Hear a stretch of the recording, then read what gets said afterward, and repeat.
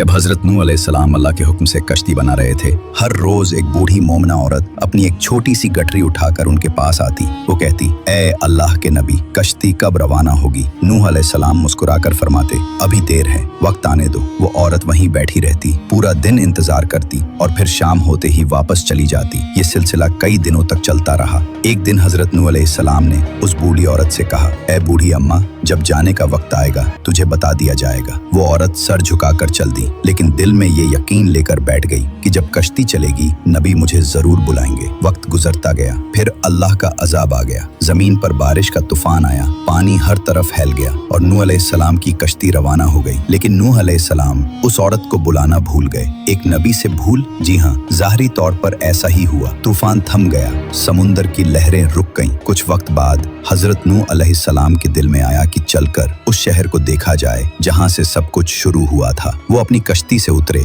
और शहर की तरफ चले। जब शहर पहुंचे तो देखा हर तरफ वीरानी थी, तबाही थी, मगर एक कोने में एक झोपड़ी से रोशनी आ रही थी। एक दिया जल रहा था। नूह अलैहिस्सलाम हैरान हुए, इतना बड़ा तूफान आया, सब कुछ डूब गया, लेकिन ये दिया कैसे जल रहा है? उन्होंने जोर से अल्लाहू अकबर की तकबीर लगाई। झोपड़ी का पर्दा उठा। वही बूढ़ी औरत गठरी उठाए बाहर आई और बड़ी मासूमियत से बोली, या नबी अल्लाह, क्या कश्ती अब तैयार है? चलें। नूह अलैहिस्सलाम की आंखें हैरत से फैल गईं। उन्होंने कहा, ए बूढ़ी अम्मा, तुझे कुछ भी पता नहीं चला। बूढ़ी औरत ने सादा दिली से जवाब दिया, क्या नहीं पता चला या नबी अल्लाह? नूह अलैहिस्सलाम बोले, इतना बड़ा तूफान आया, दुनिया डूब गई, बारिशें बरसी, लोगों पर अजाब आ गया और तुझे कुछ खबर नहीं? वो औरत बड़ी सादगी से बोली, या नबी अल्लाह, एक दिन बादल कुछ गरजे थे और हल्की सी फुहार पड़ी थी बस। नूह अलैहिस्सलाम ने आसमान की तरफ देखा और कहा, ए मेरे रब, ये क्या माजरा है? तब अल्लाह ताला ने हजरत नूह अलैहिस्सलाम पर वही नाजिल फरमाई, ए मेरे प्यारे नबी, इस औरत के दिल में तुम्हारी मोहब्बत थी और तुमने उससे वादा किया था कि जब कश्ती रवाना होगी तुम उसे ले चलोगे। तुम अपने वादे को भूल गए, लेकिन मैं रब्बुल आलमीन तुम्हारे वादे का भी जिम्मेदार हूँ। मैंने अपने अजाब को